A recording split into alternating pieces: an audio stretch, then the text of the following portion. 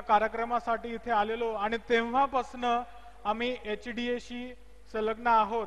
मध्यंतरी मॅडमच्या काही अपरिहार्य कारणामुळे त्यांना शाळेमध्ये प्रत्यक्ष येणं शक्य झालं नाही, पण शाळेच्या खूप साऱ्या ऍक्टिव्हिटीज मध्ये मॅडमचा सहभाग असतो आणि तो त्यांच्या न्यूट्रिशनल ऍडवाइसेस मधनं इथं दिसून येतो. इंटरनॅशनल स्कूल म्हटलं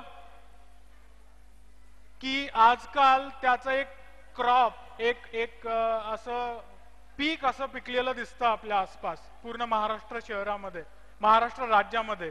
पण इंटरनॅशनल स्कूल याची खरी व्याख्या जर करायची झाली तर नुसतंच इंटरनॅशनल टॅग लावणं इथपर्यंत मर्यादित नाहीये. इंटरनॅशनल स्कूलमध्ये ज्या गाईडलाईन्स किंवा जे अधोरेखित नियम पाळण्याची गरज असते त्या सगळ्या नियमांचं पालन आज HDA मध्ये होताना दिसतं. आणि ह्याच कारणाने इथे एक रिसर्च ऍडवायझरी कमिटी, एक प्रयोग जो 3 वर्षापूर्वी चारी सरांनी आणि रुईकर सरांनी सुरू केला, त्या रिसर्च ऍडवायझरी कमिटीमध्ये खूप सारे मान्यवर विविध क्षेत्रातले विद्यार्थ्यांच्या प्रगतीसाठी आणि विद्यार्थ्यांच्या जे स्टँडर्ड्स आपण इंटरनॅशनल स्कूलमध्ये अनुभवले पाहिजे किंवा त्यांना जी सुविधा मिळाली पाहिजे, बौद्धिक, शारीरिक, कौटुंबिक, सामाजिक आणि आर्थिक प्रगतीसाठी हे निकष जर समोर ठेवले तर जी प्रगतीसाठी ज्या काही गोष्टी आवश्यक आहे त्या निकष पाळणाऱ्या जे वेगवेगळे समाजातील घटक आहेत त्यांना एकत्र आणून मुलांच्या वाढीसाठी त्याचा प्रयोग करणं हा एक अद्वितीय प्रयोग सरांनी इथे सुरू केला. आणि त्याच रिसर्च ऍडवायझरी कमिटीचे डॉक्टर ऋता सावरकर, ज्या माझ्या कलिग आहेत, ज्या सिनियर पीडियाट्रिशियन आहेत, त्या मेंबर आहेत. आणि त्या अनुषंगाने मी आज इथे आलो आहे सरांच्या आमंत्रणावरती. ते फक्त एकच कारण की पालकांना आणि विद्यार्थ्यांना ज्या पालकत्वाची गरज आहे, ज्या गोष्टीची अंडरस्टँडिंग बऱ्याचदा पालकांना बाहेरच्या सोर्सेस मधनं मिळाली पाहिजे, ती अंडरस्टँडिंग आपण इथे, ती समज किंवा ती जी व्याख्या आहे पालकत्वाची ती आपण इथे करणार आहोत. Next slide. नीट जर विचार केला तर आपली बुद्धी किंवा आपले बौद्धिक विकास या निकषावरती आपण शाळेत मुलगा दाखल करतो. बौद्धिक विकासासाठी जो पीरियड आहे, जो काय वेळ आहे, तो आपण उपजाऊ असा पीरियड है जिसे हम बहुत ही अच्छा या फिर बेस्ट पीरियड कह सकते हैं, वो है 1 year. I mean you can take it first day, 1 दिवसापासून तर 21 वर्षापर्यंतचा, जिथे पर्सनॅलिटी पूर्णपणे शेप होते. अशा कालखंडामध्ये पहिले 5 वर्ष जे अतिशय अतिशय महत्वाचे आहेत, तो पूर्ण वेळ पाल्य आई वडिलांसोबत व्यतीत करतो त्याच्या आयुष्याचा.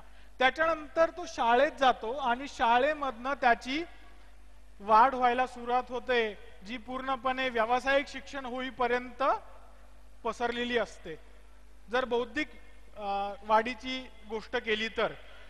पण बुद्धीचा नेमका कोणता भाग याच्यामध्ये डेव्हलप होत असतो किंवा बुद्धी आपण जर विचार केला तर कोणत्या पैलूंचा उलगडा करून देत असते जेणेकरून त्यांचा व्यक्तिमत्व विकास, सर्वांगीण व्यक्तिमत्व विकास होत असते.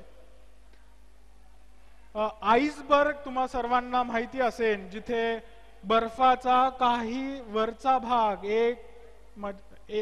10 मधला 1 भाग फक्त जो दिसतो आणि बाकीचा पूर्ण समुद्राखाली गडलेला असतो. अशा काहीशा परिस्थितीमध्ये आपल्या बुद्धीचा जो वापर आपण करतो तो फक्त आणि फक्त 1/10 म्हणजे 10 मधल्या 10 जर भाग केले बुद्धीचे तर फक्त एकाच भागाचा उपयोग आपण करत असतो आणि उरलेला जो भाग आहे तो पूर्ण अनयुज्ड आहे. अशा परिस्थितीमध्ये आपल्या कोणत्या गोष्टी किंवा आपल्या पालकत्वाच्या कोणत्या गोष्टी या विद्यार्थ्याला त्या अनयुज्ड म्हणजे जो भाग वापरला जात नाही याच्यासाठी उपयोगाला येऊ शकतो. सगळ्यात महत्वाचं, सबसे इंपॉर्टेंट जो है, हम हमारे बच्चों को क्या दे रहे हैं और वो कैसे देते हैं. बच्चे दो चीजों से सीखते हैं. मुलं दोन गोष्टीतनं शिकतात. एक आहे अनुकरण करून. कशाने शिकतात? अनुकरण, इमिटेशन. आणि दुसरं आहे ऑब्झर्वेशन करून. तर अनुकरण करून शिकत असताना मुलांसमोर ज्या ज्या काही गोष्टी येतात त्याचं ते अनुकरण करायचा प्रयत्न करतात. उदाहरणार्थ 2 वर्षाचा जर छोटा मुलगा बघितला, त्याला अमुक एक गोष्ट आईने सांगितली किंवा आई आणि बाबा काहीतरी चर्चा करतात, तर त्यातले शब्द तो उचलतो आणि ते बोलायचा प्रयत्न करतो. बरोबर की नाही? तर त्या गोष्टीला त्याची जी समज आहे ती अनुकूल नसते, पण तो अनुकरण करतो.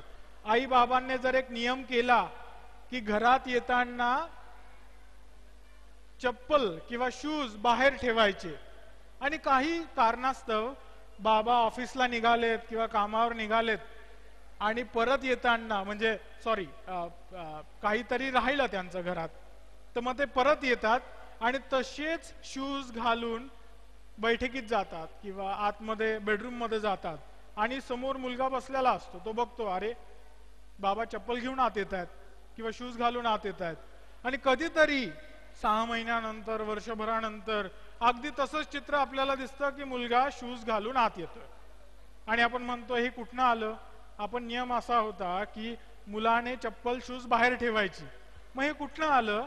तर हे मागे जे अनुकरण झाले, जे बघितलेलं असतं मुलाने, ते तो अनुकरण करतो. अपन एक छोटा सा एक एक्सपेरिमेंट इथे करूयात. हम छोटा सा एक्सरसाइज यहाँ पे करेंगे जहां से इस चीज की स्पष्टता आपको आएगी. हम कैसे एक दूसरे का अनुकरण करते हैं. एवरीबडी विथ मी, सब मेरे साथ है, सगळे माझ्या बरोबर आहात, हो की नाही? मोठ्याने आवाज, हो की नाही? सगळ्यांनी मला फॉलो करायचंय. ओके, सगळ्यांनी मला फॉलो करायचंय. उजवा हात म्हणजे मला, मी जे करतोय त्याला फॉलो करायचंय. ओके, उजवा हात वरती करा. हळूहळू हात खाली आणायचा है. सावकाशीने हाथ खाली आनायचा है. धीरे धीरे आपके हाथ को नीचे लाना है, वेरी ग्रेजुअली, और आपके चिन पे रखना है. आपल्या हनुवटीवर हात ठेवायचा आहे. आपल्या हनुवटीवर हात ठेवायचा आहे. किती लोकांनी हनुवटीवर हात ठेवला आणि किती लोकांनी चिन वरती हात ठेवला, म्हणजे गालावरती हात ठेवला? किती लोकांनी? जवळपास सगळ्यांनी, 90% लोकांनी गालावरती हात ठेवला. बरोबर, हनुवटीवरती नाही ठेवला. म्हणजे मी बोललो काय की हनुवटीवरती हात ठेवायचा आहे, आणि तुम्ही मला फॉलो केलं ना. तुम्ही मला फॉलो केलं, मी गालावरती हात ठेवला, त्यामुळे सगळ्यांनी गालावरती हात ठेवला. 2 गोष्टी लक्षात घ्या. मी बोललो एक आणि मी केलं दुसरं. बहुतांश पालक काय करतात? बोलतात एक आणि करतात दुसरं. किंवा पालक नाही, कोणीही व्यक्ती. एक इंग्रजीमध्ये म्हण आहे, action speak louder than word. आपण जे करतो त्याचं जास्त प्रदर्शन होत असतं जे की आपण बोलतो त्याच्यापेक्षा. म्हणजे तुम्ही जे विद्यार्थ्यांसमोर एक्झाम्पल किंवा तुम्ही जे उदाहरण त्यांच्या समोर मांडणार आहात ते जास्त केल्याने सिद्ध होईल, ना की बोलल्याने. तुम्ही जर म्हणालात खोटं बोलायचं नाही आणि फोनवर बोलताना लगेचच कुणाशी तरी, maybe anybody, if you talk lie, तुम्ही खोटं बोललात तर ते जास्त लवकर आत्मसात करतात. याचाच अर्थ मुलं शिकतात अनुकरण करून. अनुकरण करण्यासाठी त्यांना आपण काहीतरी पोषक असं द्यायला पाहिजे, आणि बुद्धीचा जो न दिसणारा भाग आहे हा याच्यामध्ये कार्यरत असतो नेहमी. अनुकरण करण्याच्या संदर्भाने. मग समाजामध्ये सुरुवात होते कुटुंबापासून. कुटुंबात काय ऑब्झर्व करतोय, मग त्याचं विश्व आहे शाळा, शाळेमध्ये काय ऑब्झर्व करतोय, आणि अशा पद्धतीने त्याचं व्यक्तिमत्व घडत असतं.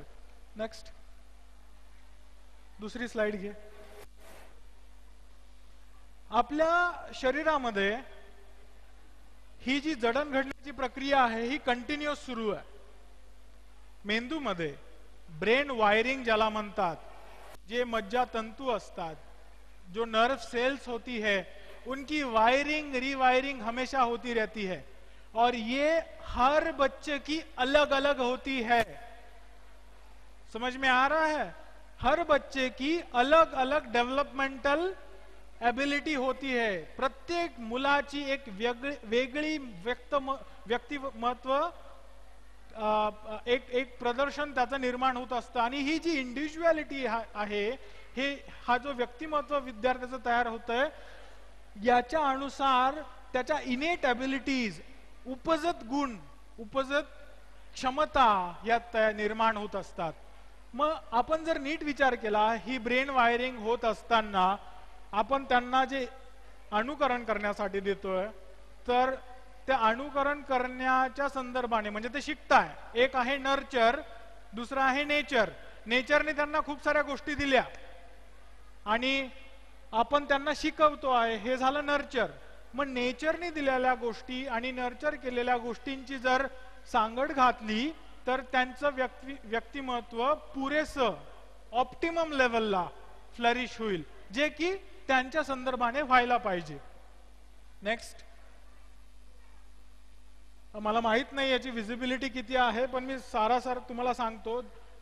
0 to 2.5 इयर्स, 2.5 वर्षापर्यंत मुलं जे की पूर्णपणे पालकांच्या हातात सानिध्यात असतात, ते कुठल्याही शाळेत जात नाही, कुठल्याही नर्सरीमध्ये जात नाही, ह्या एज मध्ये सर्वात जास्त विकास होतो विद्यार्थ्याचा, सर्वात जास्त.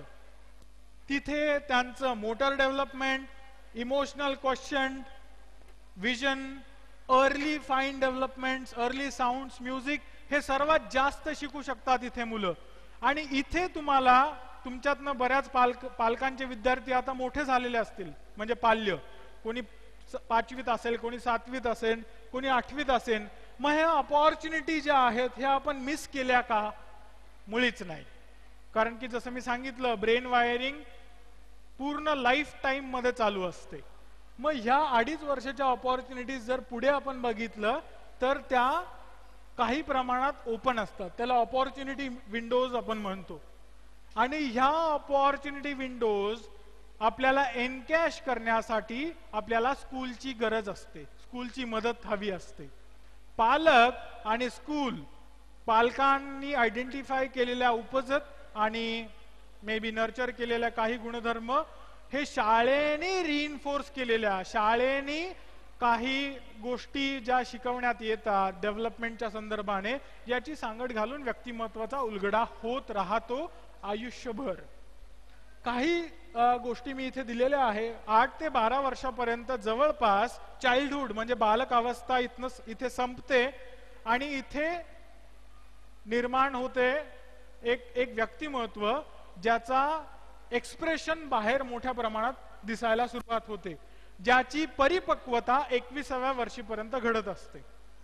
नेक्स्ट, मग काय होतं, नेमकं काय होतं? आपण एक्सपेक्टेशन्स पाल्याकडनं खूप ठेवतो, खूप सारे एक्सपेक्टेशन्स आपण प्रत्येक पाल्याकडनं ठेवतो. म्हणजे आपल्याकडे जर स्टँडर्ड ऑफ एज्युकेशन जर बघितलं तर ते आपण कशाशी रिलेट करतो? मुलगा IIT मध्ये गेला तर तो बेस्ट, मुलगा मेडिसिन मध्ये MBBS झाला तर तो बेस्ट, तो IAS ऑफिसर झाला तर तो बेस्ट, आणि त्याच्यापेक्षा काही पण कमी अजिबात बेस्ट नाही.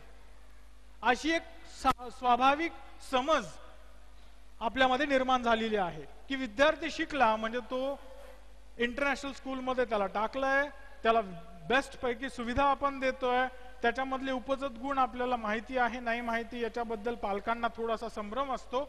पण आमचा विद्यार्थी अनएक्सपेक्टेड कार्य करून जाईल याच्याबद्दलची खात्री किंवा अपेक्षा तिथं ते ठेवतात. येस, तो जाईल, तो अनएक्सपेक्टेड कार्य करूनच जाईल. पण ते क्षेत्र कोणतं असेल याची निवडण्याची जी अपेक्षा किंवा हे क्षेत्र कोण निवडत असतं, तर इथे पाल्य कधीच इन्व्हॉल्व नाहीये सध्याच्या व्यवस्थेमध्ये.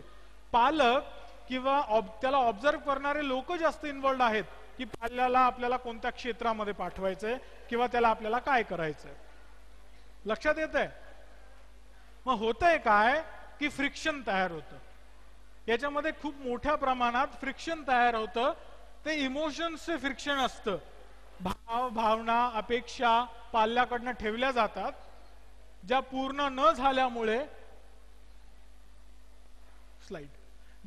न झाल्यामुळे हे जे इमोशनल थॉट्स जे तयार होतात, निगेटिव्ह थॉट्स हे जन्माला येतात. भीती, लो कॉन्फिडन्स, इन्फिरियरिटी कॉम्प्लेक्स, न्यूनगंड, अशा प्रकारचे अनएक्सपेक्टेड जे आपल्याला आपल्या पाल्यामध्ये मे बी सिम्पटम्स दिसायला लागतात आणि मग फ्रिक्शन निर्माण होण्याची पद्धत सुरू होते.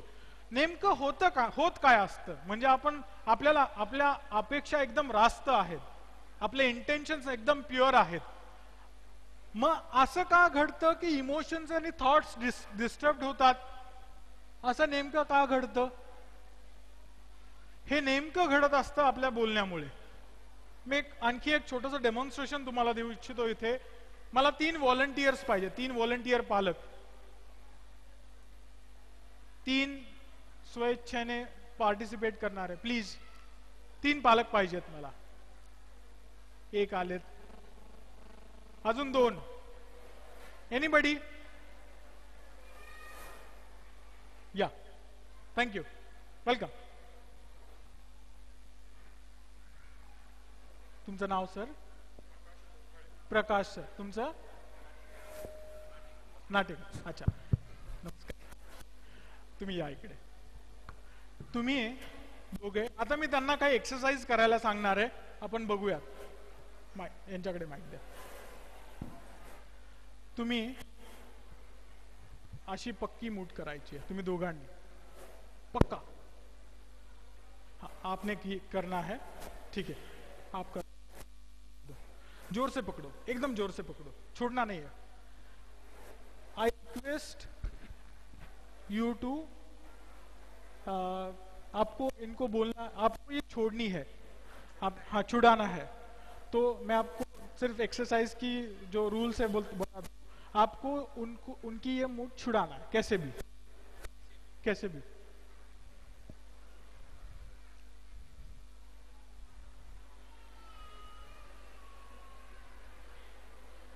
बस बस, फाइन फाइन फाइन, थँक्यू.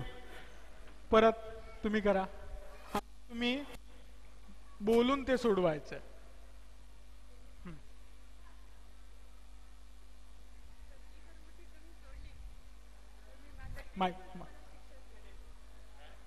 जर तुम्ही मला मूठ सोडून दाखवली तर मी माझा तुम्हाला शिक्षक म्हणेन.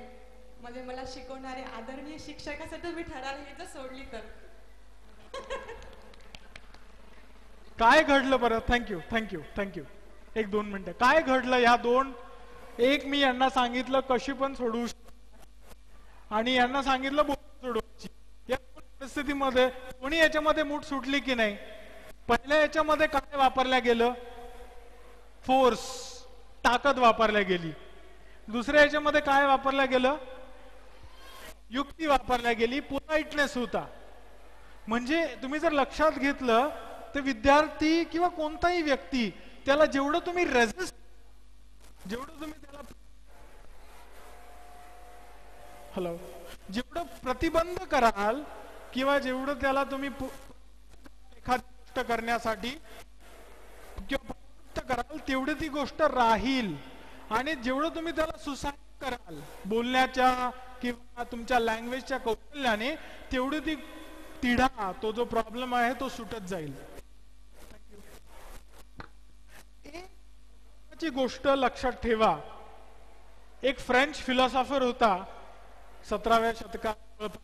त्याने एक महत्वाची गोष्ट त्याच्या फिलॉसॉफीमध्ये सांगितली आहे. The things that we resist they persist.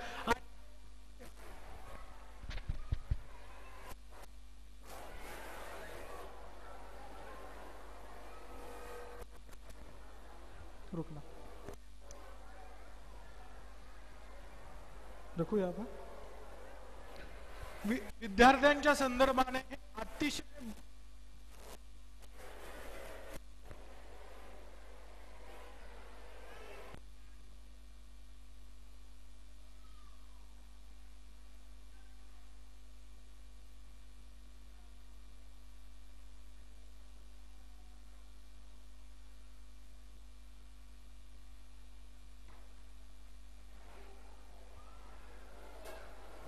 विद्यार्थ्यांच्या संदर्भाने ते अतिशय अतिशय अशी ती साजेशी गोष्ट आहे.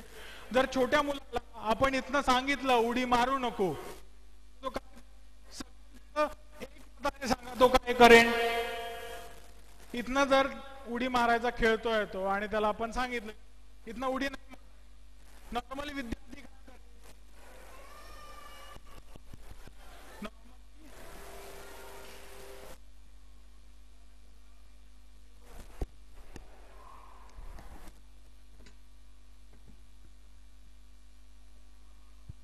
हॅलो, जर इथनं एका अनएक्सपेक्टेड हाईट वरनं विद्यार्थी खेळताना उडी मारायचा प्रयत्न करत असेल आणि तुम्ही जर त्याला सांगायचं आहे तुम्हाला की इथनं उडी मारू नको, यहाँ से जंप नहीं करनी है, you don't have to jump from this height, वो क्या करेगा?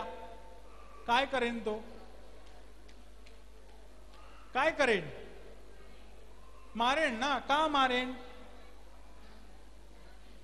त्याला नाही ऐकायचं तुमचं. सगळ्यात महत्वाची गोष्ट आहे की तुम्ही ज्या गोष्टीला प्रतिबंध करणार आहात तो ते करणार. आणि मग अशा वेळेस तुमच्या बोलण्यामधनं तुमचं इंटेन्शन फार सोपं आहे की ह्या मोठ्या डेस्कवरनं त्याला उडी मारू द्यायची नाहीये, कारण की त्याला त्याची अंडरस्टँडिंग नाहीये, त्याला ते लागेन पडेन, जजमेंट डिफिकल्ट आहे.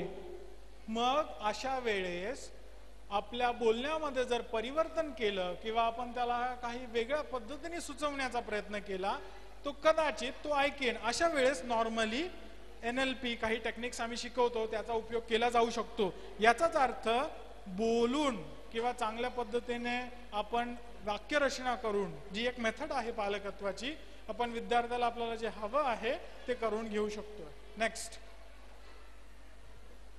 नेमकं होतं काय की विद्यार्थी अशा पद्धतीने शिकत असताना त्याच्या आसपासच्या गोष्टींचा त्याच्यावर परिणाम होत असतो. लहानपणे किंवा ज्या शाळेत तो जातोय तो एक आयडियल वर्शिप करायला शिकतो किंवा त्याच्या अवतीभोवतीच्या परिसराचा, व्यक्तींचा किंवा परिस्थितीचा त्याच्यावर परिणाम होत असतो. नॉर्मली हा परिणाम त्याच्या व्यक्तिमत्व विकासासाठी खूप महत्वाचा आहे.